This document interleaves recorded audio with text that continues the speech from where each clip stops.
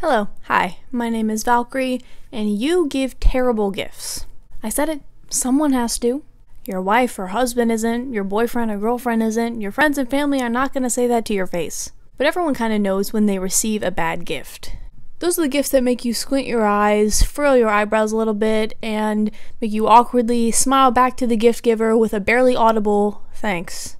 I've been one of those people before, and regardless of whether or not you actually care about the person you're giving the gift to, it still kind of hurts when you realize that it wasn't what they expected or wasn't something that they particularly found useful or fun.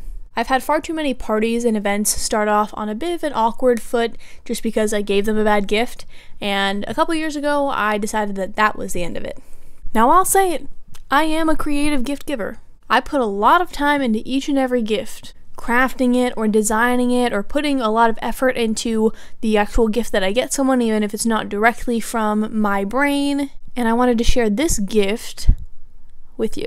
I pride myself on my ability to make someone's eyes light up on their special day, holiday, whatever it may be, and I want to teach you all how to do it as well. I know the holidays are coming up soon, and with only about a month left, these tips will definitely come in handy. And these tips are applicable whether you have one person you're giving a gift to, or many, chaotic household, or pretty calm, whoever you may want to give a gift to, these will kind of all apply. Either way, I hope these all help, so with that being said, let's hop into it. The first thing you want to narrow down is whether or not you actually care about giving a gift.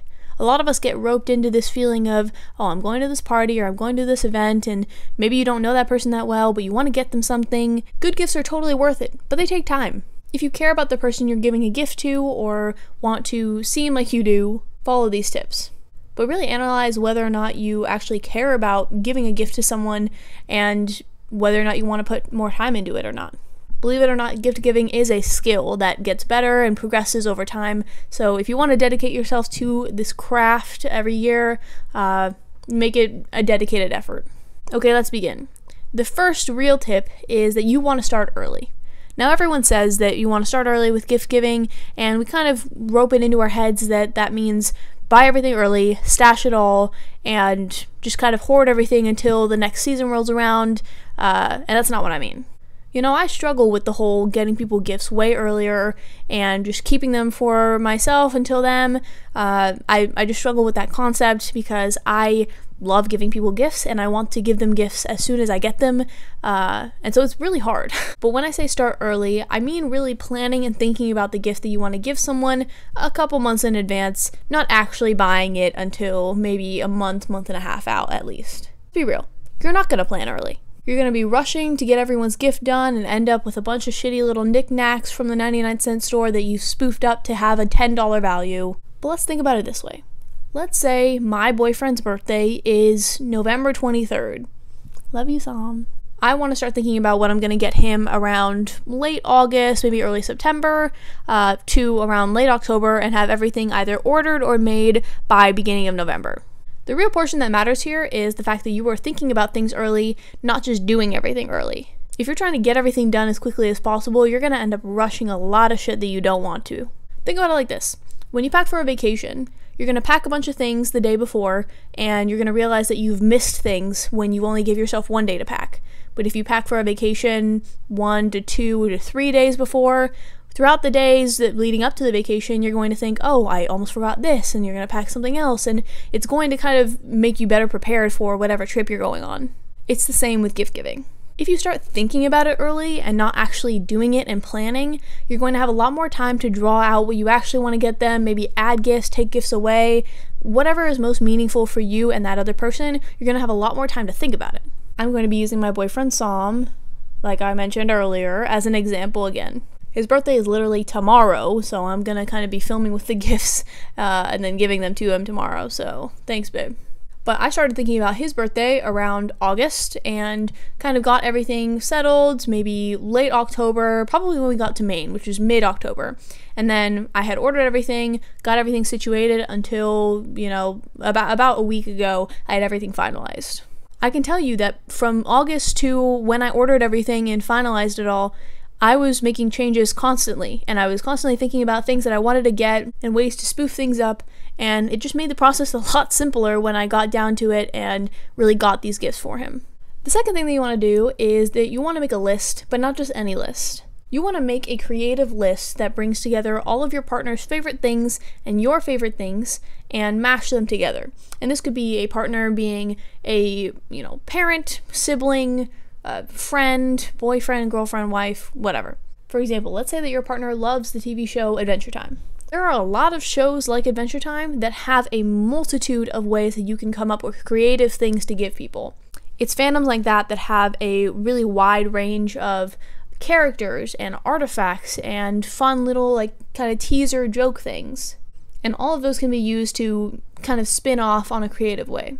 You could pick up an Enchiridion or sew a little bear or make a little James Baxter toy. Comment down below if you get those references.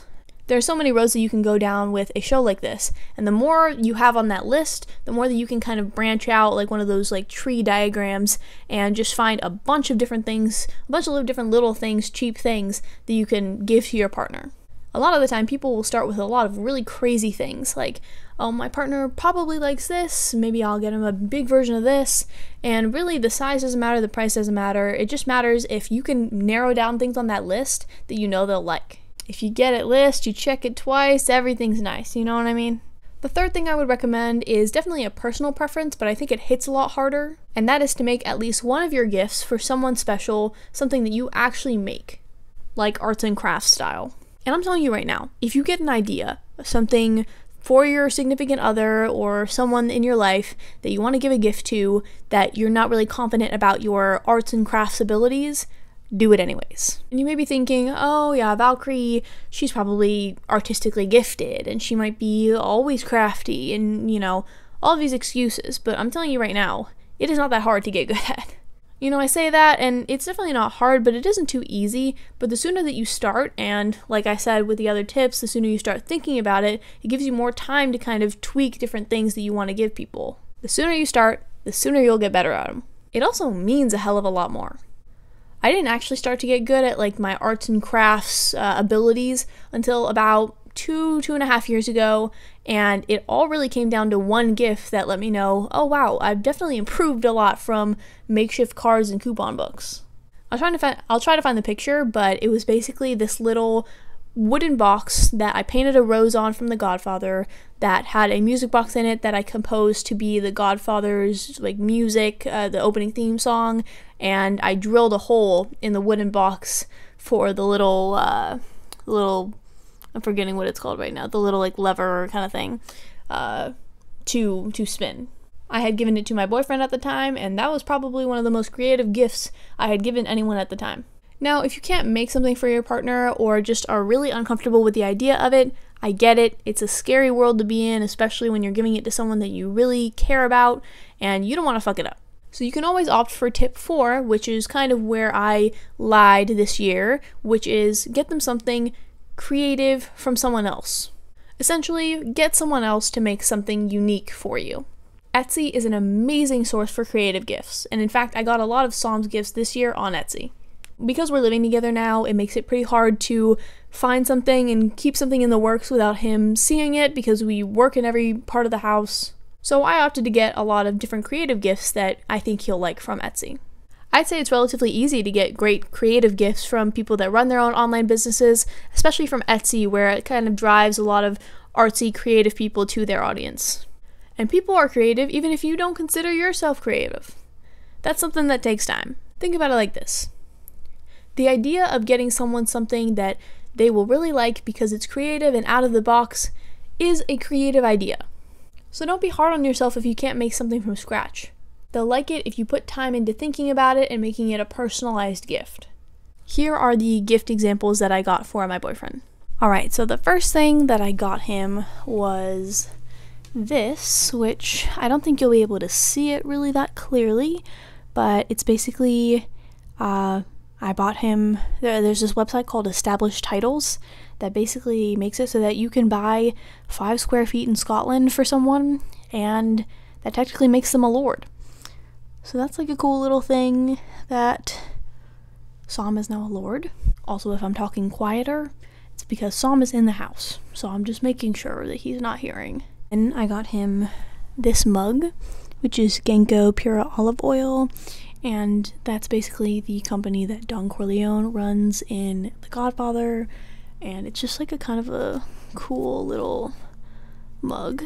But I had to double check whether or not he got that reference, but he's a diehard Godfather fan, so all good.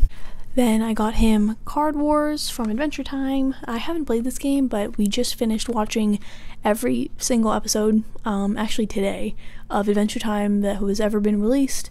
So just like a cute little thing that we can maybe play together. And then probably the most creative thing that I've gotten anyone is this, which is a 3D printed, all reliable box. For those of you who don't know, this is from SpongeBob. That's where he keeps his wand, the fishing wand. And I filled it with, oh, you can't even really see it, but I filled it with hot chocolate, because that is technically Psalm's all reliable. And there's like a big kind of a box of hot chocolate mix in there as well. I got him so many because A, I love him so much. B, I kept coming up with a bunch of new gift ideas and couldn't choose between each one. And C, I had the financial means to get him so many. But one gift really is enough. I know that if I just got him the 3D printed box, he would be thrilled. You know, and hot chocolate is not that expensive. All of it kind of culminating together, I know that he would love it. But again, I chose to get other things that I thought were cool and would add to the kind of aesthetic of the whole thing, or that I had the financial means to get him. Don't worry about the money. If you don't have the funds to buy some super expensive gift, the going from scratch kind of idea is definitely the way to go. And trust me, no matter what you do, there is absolutely a gift that will get them excited. Feel free to send me any pictures or put down in the comments what kind of gifts that you would want to get your partner or you have in the past, something that you're proud of. I would love to hear it. I'll leave all the gifts that I got for Psalm if you guys want to check them out. All of the people that made all these things on Etsy are super collaborative and I love them so much. And I hope you enjoyed this video. I had a lot of fun making it. I love gift giving. That's my love language, as you might say. And it was just really fun. I hope this helps people out on this holiday season. Have fun at Black Friday and stay safe. And with that being said, this is Little Bird signing off.